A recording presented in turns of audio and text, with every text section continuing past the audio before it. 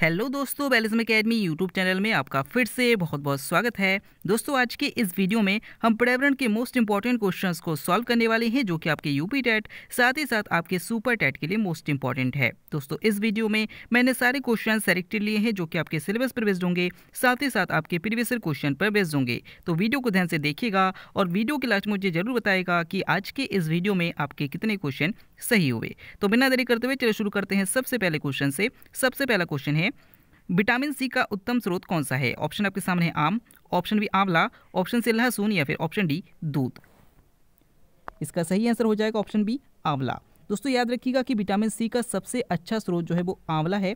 और अगर आपसे पूछा जाता है कि विटामिन सी का रासायनिक नाम क्या है, तो एस्कॉर्बिक एसिड है। और विटामिन सी की कमी से कौन सा रोग हो जाता है? तो स्कर्वी रोग हो जाता है। अगला क्वेश्चन, रक्त का शुद्धिकरण कहाँ होता है? ऑप्शन आपके सामने है यकृत में, ऑप्शन बी हृदय में, ऑप्शन सी वृक्क में या फिर ऑप्शन डी आमाशय में। इसका सही आंसर हो जाएगा ऑप्शन सी वृक्क में।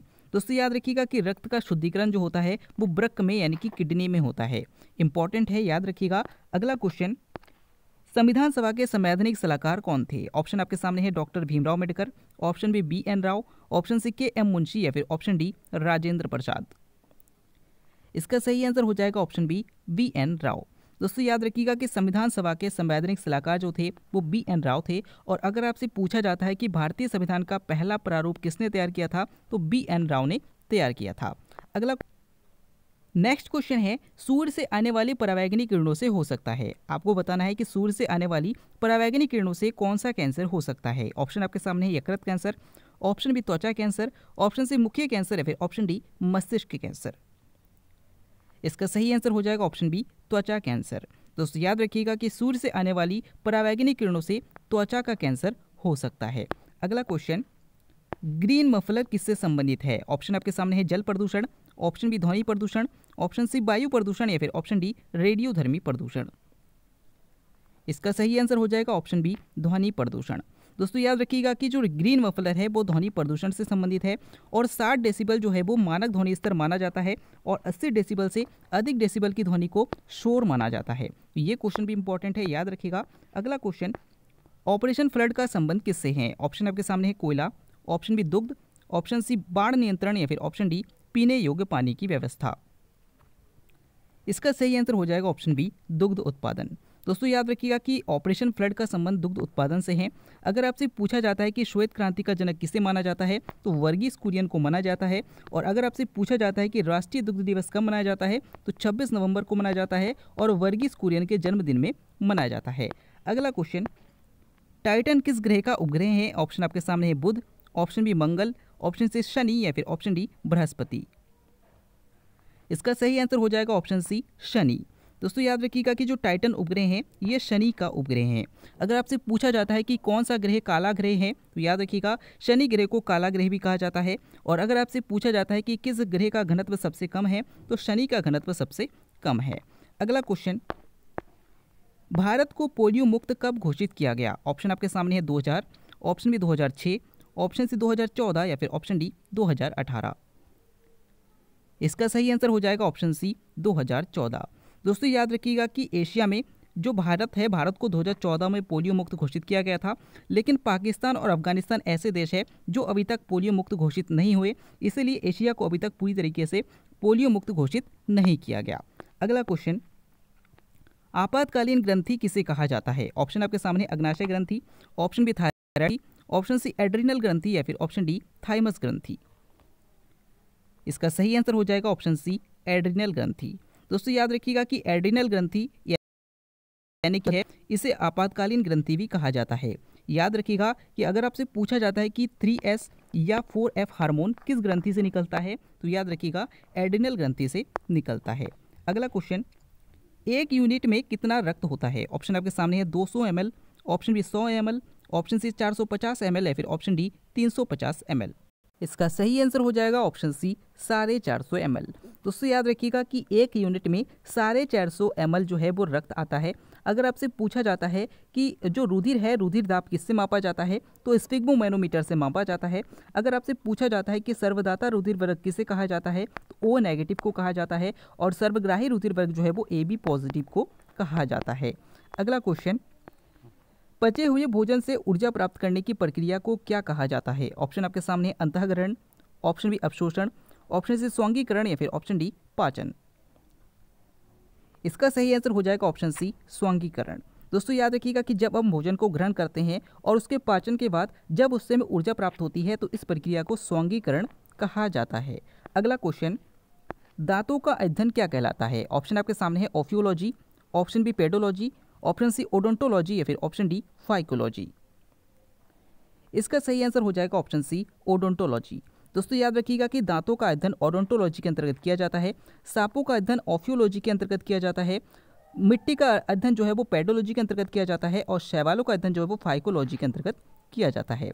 अगला क्वेश्चन, क्लोरोफिल में कौन सा तत्व उपस्थित होता है? ऑप्शन आपके सामने है calcium, option B magnesium, option C caesium या फिर ऑप्शन डी नाइट्रोजन। इसका सही आंसर हो जाएगा ऑप्शन बी मैग्नीशियम। दोस्तों याद रखिएगा कि जो क्लोरोफिल है उसमें मैग्नीशियम उपस्थित होता है, तो ये क्वेश्चन इंपॉर्टेंट है, याद रखिएगा।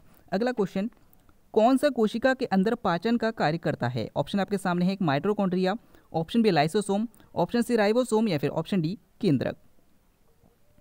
इसका सही आंसर हो जाएगा ऑप्शन बी लाइसोसोम।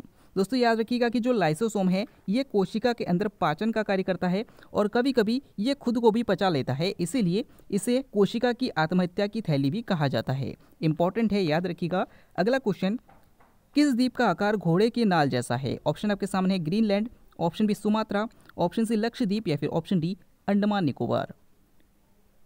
इसका सही आंसर हो जाएगा ऑप्शन सी लक्षद्वीप। दोस्तों याद रखिएगा कि अगर आपसे पूछा जाता है कि किस द्वीप का आकार घोड़े के नाल जैसा है तो लक्षद्वीप है, और अगर आपसे पूछा जाता है कि विश्व का सबसे बड़ा द्वीप कौन सा है तो ग्रीनलैंड है। अगला क्वेश्चन, नेक्स्ट क्वेश्चन है, मानव निर्मित सबसे व्यस्त नहर कौन सा है? ऑप्शन आपके सामने है कील नहर, ऑप्शन बी इंदिरा गांधी नहर, ऑप्शन सी सुएज नहर या फिर ऑप्शन डी शारदा नहर। इसका सही आंसर हो जाएगा ऑप्शन सी सुएज नहर। दोस्तों याद रखिएगा कि सुएज नहर सबसे व्यस्त नहर है, और याद रखिएगा कि जो भूमध्य सागर है और लाल सागर है इनको जोड़ने का काम भी सुएज नहर करती है। और अगर आपसे पूछा जाता है कि एशिया से अफ्रीका को जोड़ने का काम कौन सा नहर करता है तो सुएज नहर करता है। अगर आपसे पूछा जाता है कि भारत की सबसे लंबी नहर कौन सा है तो इंदिरा गांधी नहर है। अगला क्वेश्चन, इनमें से कौन सुमेलित नहीं है? ऑप्शन आपके सामने है राष्ट्रपति 35 वर्ष, ऑप्शन बी प्रधानमंत्री 25 वर्ष, ऑप्शन सी लोकसभा सदस्य 25 वर्ष या फिर ऑप्शन डी राज्यसभा सदस्य 35 वर्ष। यहाँ पे विभिन्न पद दिए गए हैं और उनकी न्यूनतम आयु क्या है वो दिया गया है। कौन सा सम्मिलित नहीं है आपको बताना है। इसका सही आंसर हो जाएगा ऑप्शन डी राज्यसभा सदस्य 35 वर्ष। दोस्तों याद रखिएगा कि अगर आपको राष्ट्रपति बनना है तो राष्ट्रपति बनने के लिए न्यूनतम आयु कितनी है तो 35 वर्ष, प्रधानमंत्री बनने के लिए न्यूनतम आयु कितनी है तो 25 वर्ष, लोकसभा का सदस्य बनने के लिए न्यूनतम आयु कितनी है तो 25 वर्ष, और राज्यसभा का सदस्य बनने के लिए न्यूनतम आयु 35 वर्ष नहीं है बल्कि 30 वर्ष है। तो याद रखिएगा, इंपॉर्टेंट है। अगला क्वेश्चन, नेपा नगर किसके लिए प्रसिद्ध है? ऑप्शन आपके सामने है जूट, ऑप्शन बी अखबारी कागज, ऑप्शन सी रेशम या फिर ऑप्शन डी ताला। इसका सही आंसर हो जाएगा ऑप्शन बी अखबारी कागज। दोस्तों याद रखिएगा कि नेपा नगर जो है वो अखबारी कागज के लिए फेमस है। अगला क्वेश्चन, नेक्स्ट क्वेश्चन है, काला महाद्वीप किसे कहा जाता है? ऑप्शन आपके सामने Asia, option B Africa, option C Europe या फिर ऑप्शन डी ऑस्ट्रेलिया। इसका सही आंसर हो जाएगा ऑप्शन बी अफ्रीका। दोस्तों याद रखिएगा कि अफ्रीका को काला महाद्वीप या अंध महाद्वीप भी कहा जाता है। अगर आपसे पूछा जाता है कि विश्व का सबसे बड़ा महाद्वीप कौन सा है तो एशिया है। अगर आपसे पूछा जाता है कि विश्व का सबसे छोटा महाद्वीप कौन सा है तो ऑस्ट्रेलिया है। और याद रखिएगा कि यूरोप को मरुस्थल विहीन महाद्वीप भी कहा जाता है क्योंकि इसमें एक भी मरुस्थल नहीं पाया जाता। अगला क्वेश्चन, नहरों का देश किसे कहा जाता है? ऑप्शन आपके सामने है Bangladesh, option B Pakistan, option C Myanmar या फिर ऑप्शन डी फिनलैंड। इसका सही आंसर हो जाएगा ऑप्शन बी पाकिस्तान। दोस्तों याद रखिएगा कि अगर आपसे पूछा जाता है कि नहरों का देश किसे कहा जाता है तो पाकिस्तान को कहा जाता है। अगर आपसे पूछा जाता है कि नदियों का देश किसे कहा जाता है तो बांग्लादेश को कहा जाता है। और अगर आपसे पूछा जाता है कि झीलों का देश किसे कहा जाता है तो फिनलैंड को कहा जाता है। इंपॉर्टेंट है, याद रखिएगा। नेक्स्ट क्वेश्चन है, विश्व जैव विविधता दिवस कब मनाया जाता है? ऑप्शन आपके सामने है 22 मार्च, ऑप्शन बी 22 अप्रैल, ऑप्शन सी 22 मई या फिर ऑप्शन डी 22 दिसंबर। दोस्तों इस क्वेश्चन का आंसर आपको हमें कमेंट के द्वारा बताना है। आज के इस वीडियो में आपके कितने क्वेश्चन सही हुए ये हमें जरूर बताइएगा। साथ ही साथ आज का वीडियो आपको कैसा लगा कमेंट करके जरूर बताइएगा। अगर आप टेलीग्राम ग्रुप को ज्वाइन करना चाहते हैं तो डिस्क्रिप्शन में लिंक दिया गया है, वहाँ से आप ज्वाइन कर सकते हैं। हम फिर से लौटेंगे एक नया इंटरेस्टिंग वीडियो लेकर, तब तक के लिए देखते रहिए, सीखते रहिए।